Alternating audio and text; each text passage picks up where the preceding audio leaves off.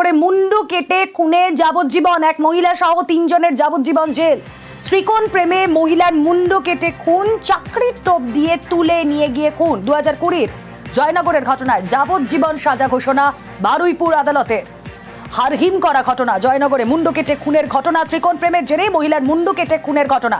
আর তারপর আদালত যাবজ্জীবন, এক মহিলা সহ 3 জনের যাবজ্জীবন সাজা ঘোষণা করলো।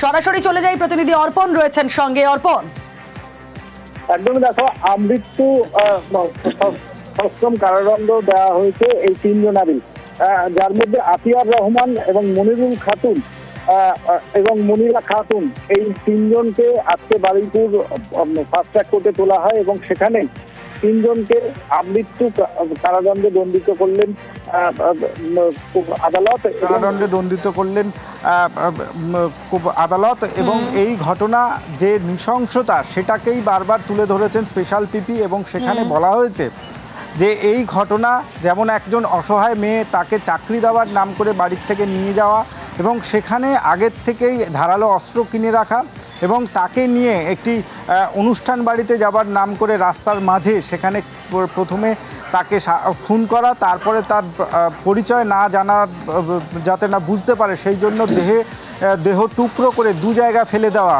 এই নৃশংসতাকে তুলে ধরা হয়।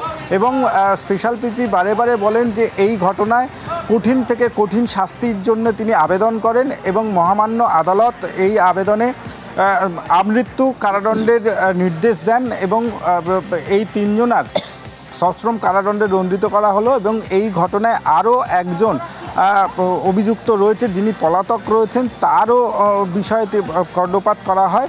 বিশেষ করে নজর দেওয়া হয় এই ঘটনা, যেমন এই আলেয়া বিবি, তার যে 2 সন্তান, সেই সন্তান তারা যেমন মা হারা হয়েছেন। দ্বিতীয়ত এই যে ঘটনা, সেই ঘটনা কিন্তু নজিরবিহীন ঘটনা। একজন মহিলা তিনি সংসার চালাবার জন্য, তার সন্তানদের খাবার দেওয়ার জন্য তিনি কাজের জন্য আসেন এবং সেখানেই এই একেবারে অর্পণ, তুমি সঙ্গে থাকো। বিশেষ সরকারি আইনজীবী বিভাস চট্টোপাধ্যায়ের বক্তব্য শুনি।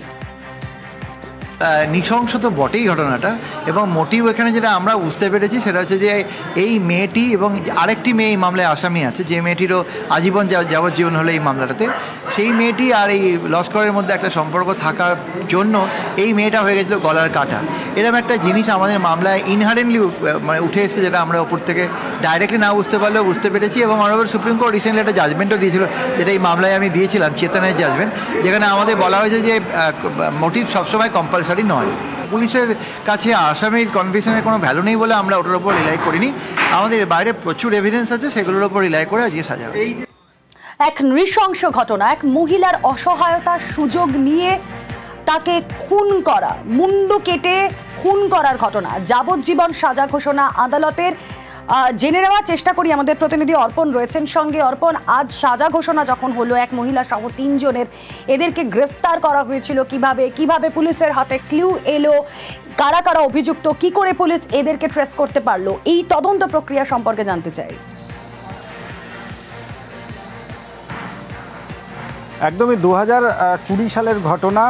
সবে প্যান্ডামিক, অর্থাৎ এই যে তখন কোভিড সিচুয়েশান চলছিল, সেই কোভিড সিচুয়েশানে তিনি বাড়ির থেকে এই যে ফরমান লস্কর তার কাছে আসেন কাজের জন্য এবং এই ফরমান লস্কর এই মহিলাকে নিয়ে তালদির একটি ভাড়া বাড়িতে সেখানে থাকতে শুরু করেন এবং এখান থেকেই একটি অনুষ্ঠান বাড়িতে যাবার নাম করে তাকে নিয়ে যায় এবং এখানেই এই যখন এই মহিলার সঙ্গে তিনি রয়েছেন, তার সঙ্গে কিন্তু আবার একটা মনিরা খাতুন, দ্বিতীয় একটি মেয়ের সঙ্গে তার সম্পর্ক গড়ে ওঠে। এই মনিরার সঙ্গে ফরমানের 2 জনে মিলে যুক্তি করে এবং এই যুক্তি করার পরেই এই খুনের পরিকল্পনা নেওয়া হয়। সেই খুন করার জন্য হাসুয়া কেনা হয় এবং সেই হাসুয়া নিয়ে তাকে নিয়ে যখন মোটর বাইকে করে যাচ্ছিলেন, সেই মোটর বাইকের রাত্রে নাকা চেকিংয়ের সময় এক কনস্টেবল তার ছবি তুলে রাখেন এবং কনস্টেবল যখন তাকে জিজ্ঞাসা করে যে কোথায় যাচ্ছেন, তখন তারা জানান যে অনুষ্ঠান বাড়িতে যাচ্ছি, সেই কারণে তাড়াতাড়ি তাদেরকে ছেড়ে দেওয়ার কথা বলেন। আর এই ছবি, সেই তথ্য ধরেই কিন্তু এই বাইকের নম্বর, সেই যে নম্বর এই তদন্তে অনেকটাই সাহায্য করেছে এবং তারপরে যে টেকনিক্যাল সাপোর্ট, সেই সাপোর্টেও দেখা গিয়েছে যে ফোনের যে টাওয়ার লোকেশন তালদি এবং এই ঘটনা ঘটার পর তাদের যে কথোপকথন সেগুলো পুলিশের Okay, হাতে অর্পণ। আসে।